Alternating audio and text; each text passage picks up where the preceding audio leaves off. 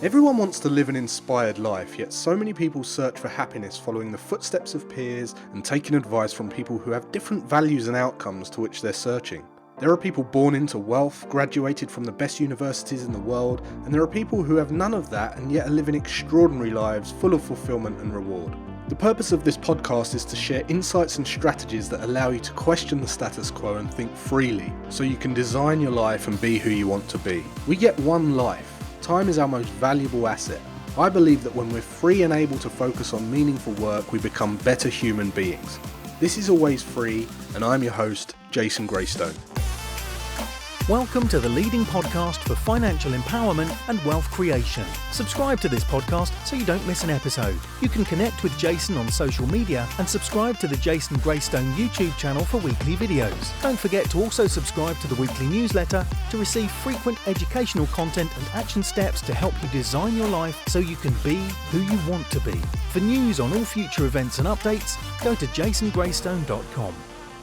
Well, welcome back to the podcast, guys. I hope you had a lovely week so far, and I hope you're all looking forward to getting back to some kind of what we remember to be normality as the lockdown restrictions start to ease off, hopefully. I know for sure that I'm looking forward to getting away and traveling a little bit, because that has been something that I've definitely missed, and as a result started to crave. So I'm sure there's many of you like that as well. But welcome to the podcast. This is the first time you're listening. This is the number one podcast for financial empowerment and wealth creation. And the reason I say that is because it went to number one on iTunes and it stayed there for quite a while. And hopefully, with the hope of with your help, and if you've got value from this and you feel compelled to go and do a little review and like it and share it, we'll get back there. So please do that. But look, if this is the first time you've listened, I highly recommend you go back to episode 1. You're going to get the most from it by going back to episode 1 and starting there. And then you can come and let me know when you've binged 10, 15, 20 episodes. And I know you're going to love it. If you get that far, you're going to get a lot out of it. So appreciate you being here either way. This is about financial empowerment. And this week I want to talk about empowerment in couples and people who live together, whether it's a dynamic between a sibling or, people who live together who depend on people financially, and there's some level of codependency, whether it's a husband and wife, a wife and wife, a husband and husband, girlfriend, boyfriend, whatever it might be. I want to talk a little bit about money when it comes to dependency, okay? And particularly the couple dynamic. But first, before we get stuck into that, and I'll explain a little bit about this in just a moment and why I wanted to talk about this, I want to talk a little bit about codependency and the importance of getting rid of it. Because codependency, the whole time, this whole podcast is about being empowered, right? And being always free and living the life, being who you want to be. And let's face it, as humans, we've had a little touch, and it's taken like 4.3 billion years for us to actually have a 400 trillion to 1 chance of being born and becoming a human. And we've got 80 years or so, 80 to 100 years, which is literally like a poof, irrelevance. It's a blip in all of that time. And it amazes me at how many people spend it living in the shadows of others and being disempowered in some way or another. And I've spoke about it before on the podcast, where I say whatever area of your life you don't empower, you will be bullied around, pushed around by other people.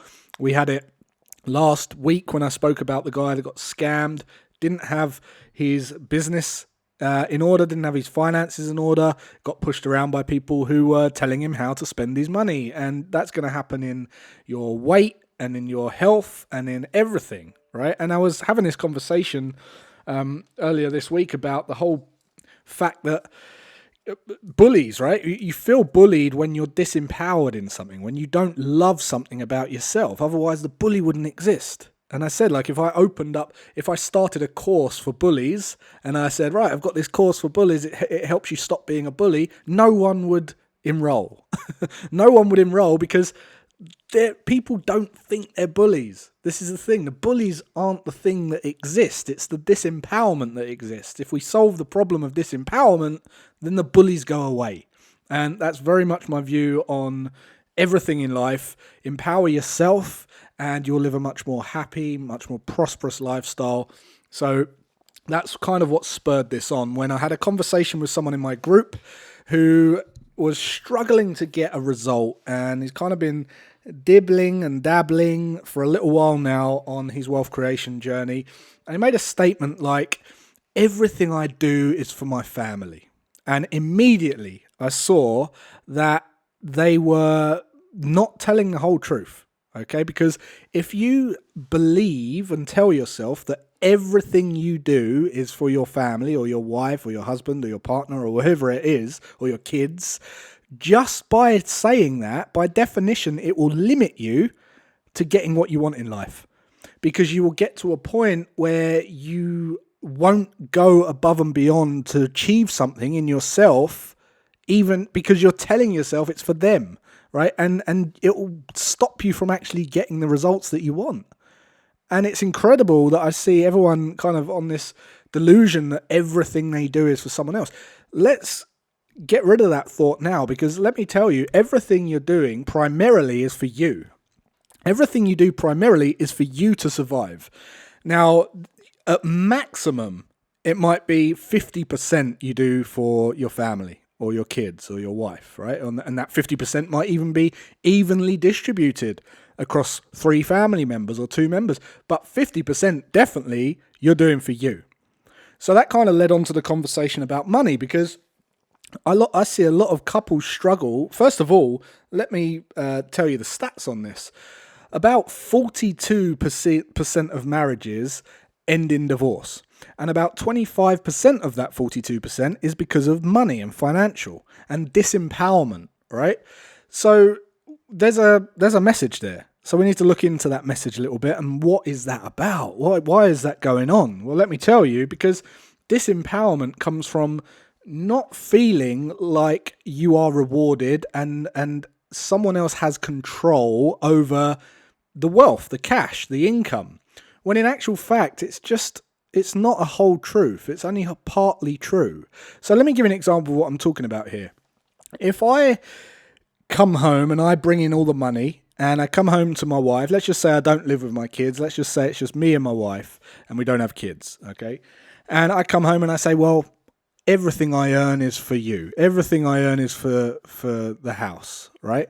Well, that's half true. Everything you earn is for both of you.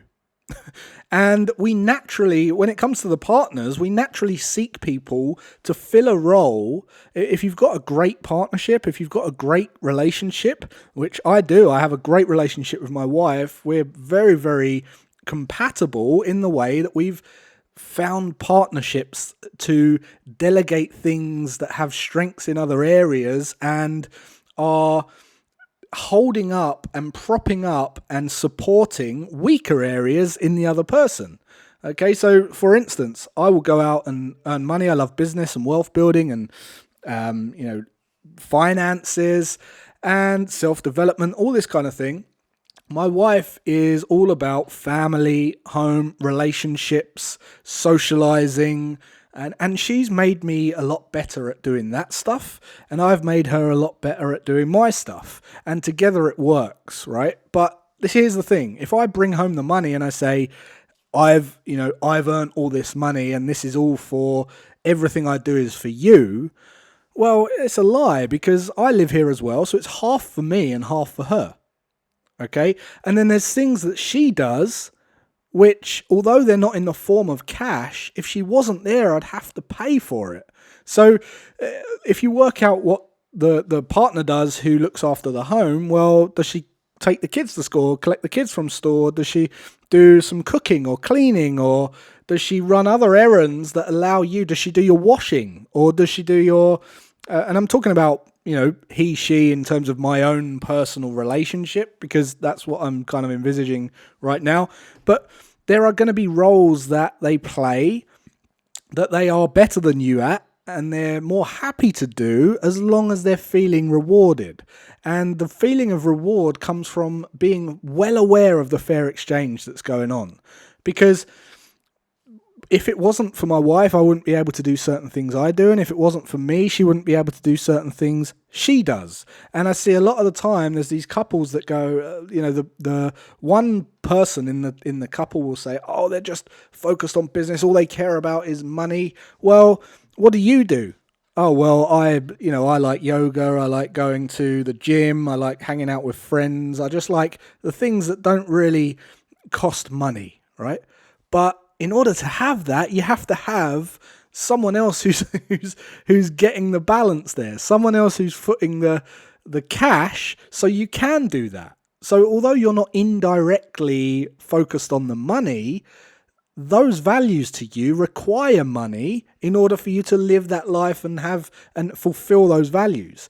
So being aware of that can be a game changer as it is. But here's the thing.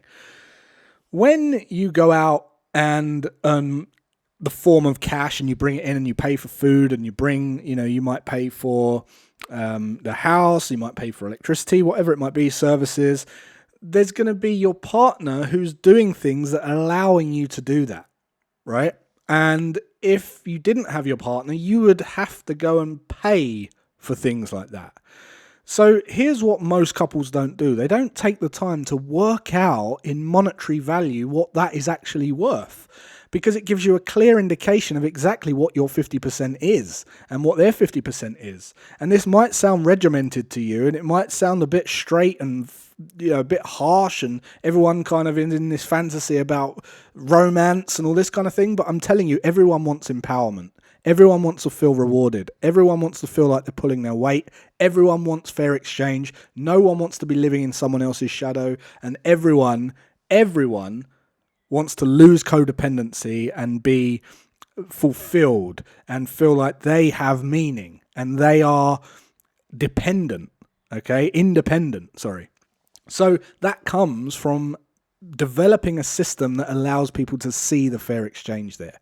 So here's what I want to talk about. I want to talk a little bit about how we could potentially manage that to remove that feeling of codependency. And it starts something like this, okay?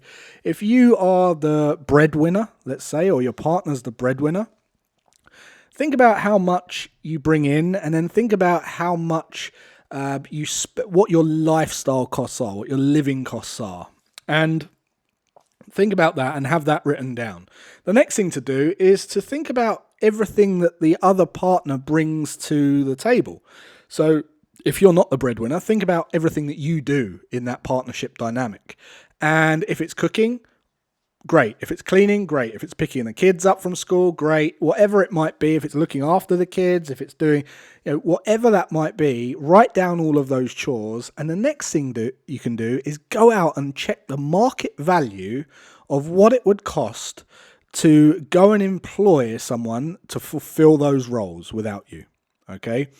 Now, you can go out and look at what a cleaner costs, what a chef costs, or a cook costs, or having your shopping picked up, or whatever role you're fulfilling to keep the family, the house together, right? And by the way, this doesn't have to be in those two examples. This could be a completely different, two different roles that are doing something else. I'm just giving this one because it seems to be the most common based on the conversations that I've had.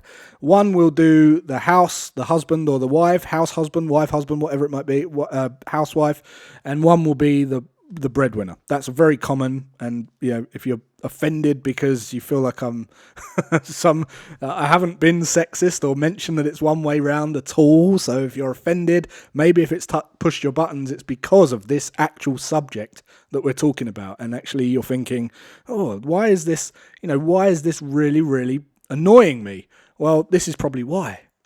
So let's just say you've done all that, you write down exactly what it costs, and then you sit down with the partner and you say, right, when you get paid, we work out what this actually costs, and actually you distribute that amount of capital into the partner's account every time you get paid, okay? And then whatever you work out what all the contributions are to your lifestyle costs, and you say, right, we're going to split certain things 50-50. And although there's a process of paying that person and then they pay it back into another account, it's not the point. The point is it's that feeling of fair exchange and the feeling of independence, okay, and paying your way, because for whatever reason we've evolutionary, from an evolutional standpoint, all we've known is cash, and we've known for paying our way with cash because ever since we were born, that's what we've done. That's why we think it's the most, it's the most important thing, one of the most important things, because it pays for our lifestyle. It pays for us to live.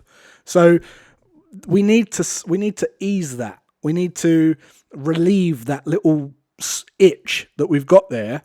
And a lot of marriages come down to that. The failures come down to that in marriage, where they go, well, I've never got this, I've never got that, you're always doing this, you do that. And I can imagine what that kind of looks like, because I've done lots of research on why, financial struggles in marriages.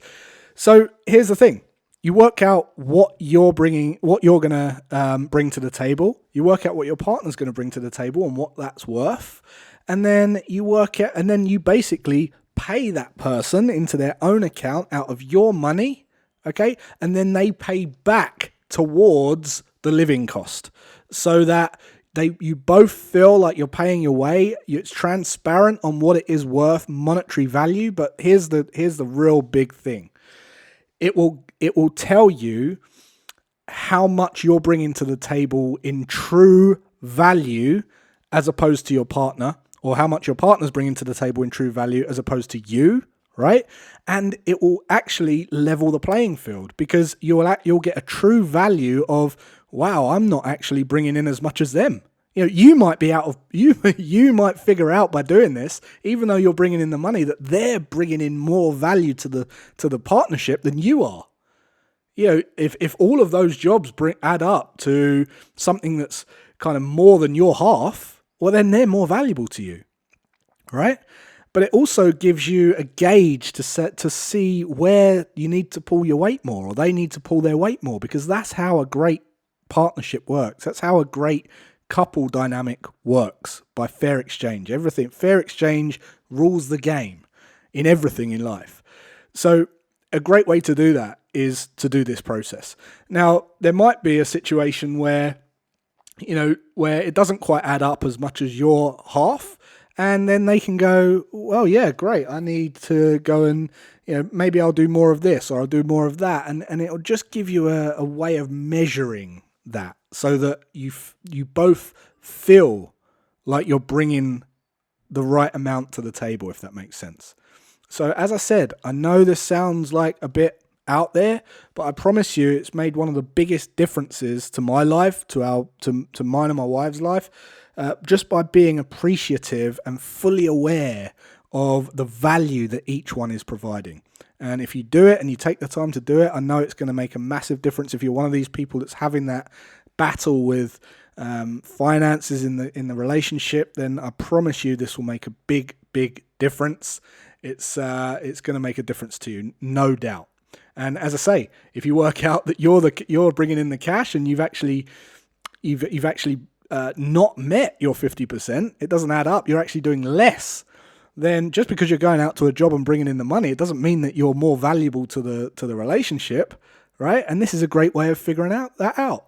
So there's one last thing to pay attention to, and that is the sentimental value. There's going to be certain things like picking up the kids and all the rest of it. Well, you could put a monetary value to picking up the kids from school, but actually that might have a sentimental value. It might have, you might not want someone else to pick your kids up. You might have, it might really mean a lot to you to have your wife there or your husband there to pick those kids up, because it means more to you than the cash value. In which case, you want to put a price on that. You want to think, well, actually, I could pay an au pair or a nanny, but it's worth much more than that. Well, how much is it worth? And be really clear about that, and you'll find that the value is enormous in the couple or the partner who isn't bringing the cash into the house necessarily, but provides tons and tons of value. So I hope that was of value to you. I wanted to do that spurred off of a couple of conversations that I had this week. If you've got value from this, or you feel like someone needs to hear this, please share this episode around. I would love for you to share this around, and I'd love to know what you thought about it as well. Please leave me a review on iTunes. I read all of those. I share them on my Instagram, and it will mean the world to me if you take time just to give it a little review if you haven't already. And until next week, take care. Have a great rest of your day and weekend, and I'll see you then.